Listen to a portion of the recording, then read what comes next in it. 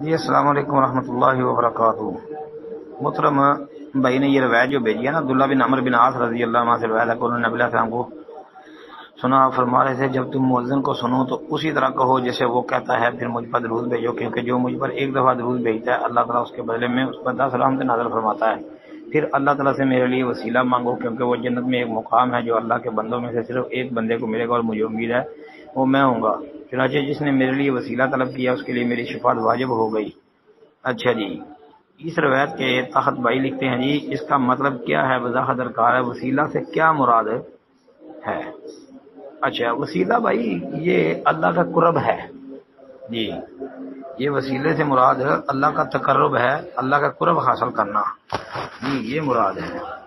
اور پھر یہ ایک مقام ہے جس کی وضاحت خود نبی علیہ الصلوۃ والسلام نے کر دی ہے کہ یہ ایک مقام ہے، ایک جگہ ہے، اور اللہ کے رسول کہتے ہیں کہ مجھے امید ہے کہ یہ مجھے حاصل ہوگا، کیونکہ ایک بندے کو ملنا ہے اور کہتے ہیں مجھے امید ہے کہ وہ بندہ میں ہوں، مطلب کہ وہ مجھے ملے گا۔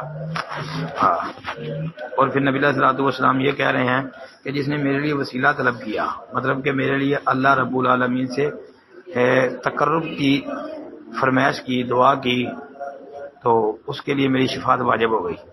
تو وسیلے سے مراد اللہ کا قرب ہے۔ السلام علیکم ورحمۃ اللہ۔